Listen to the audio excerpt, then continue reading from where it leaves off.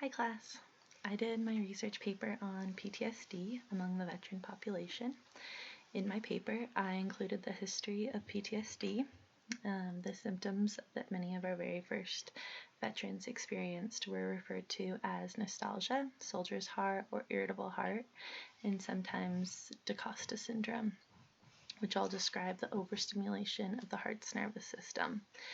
Then, in 1919, soldiers experiencing symptoms of panic and sleep problems were thought to have had shell shock, war neuroses, and battle fatigue.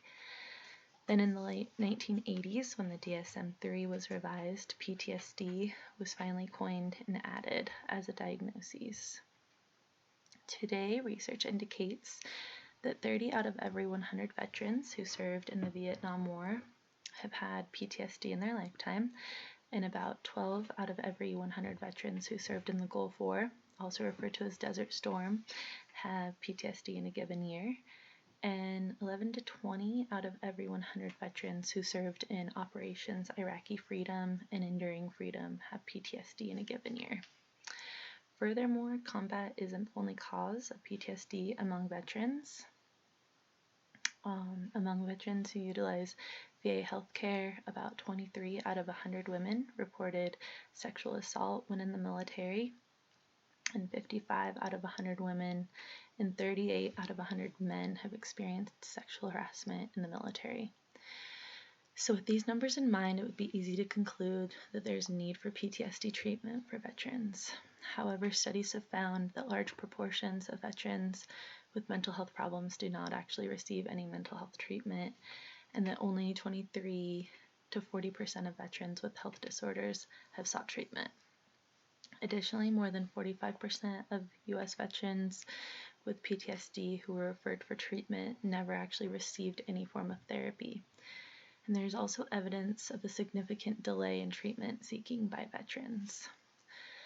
Research has found that 3 significant issues impact upon the ability for military veterans to benefit from standard provisions of treatment for PTSD.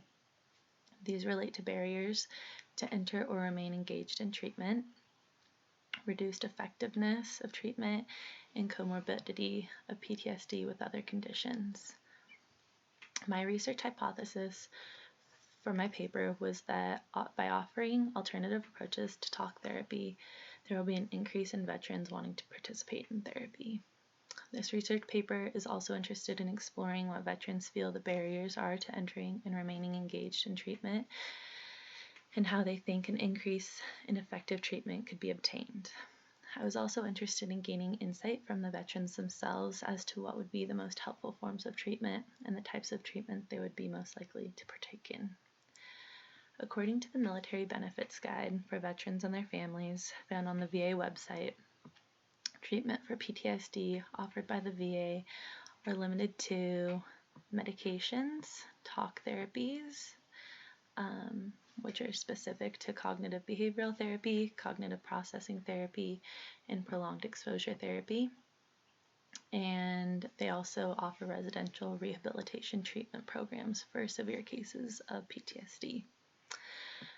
My evaluation project was a needs assessment that surveyed veterans who had been diagnosed with PTSD and had them use a 5-point Likert scale to rank the likelihood that they would participate in 9 different alternative types of PTSD treatment.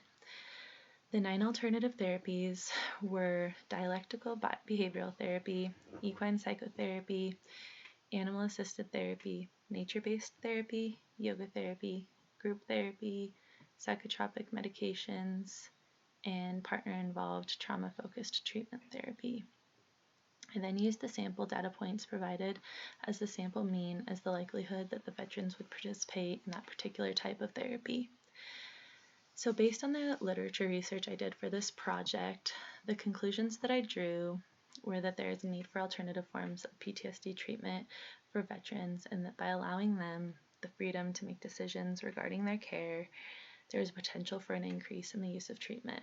I also found that the barriers to receiving treatment include a stigma around using therapy and a lack of transportation, which I feel is an area that could use additional funding, while more research is needed to decipher ways that we can help veterans. to overcome the stigma around therapy.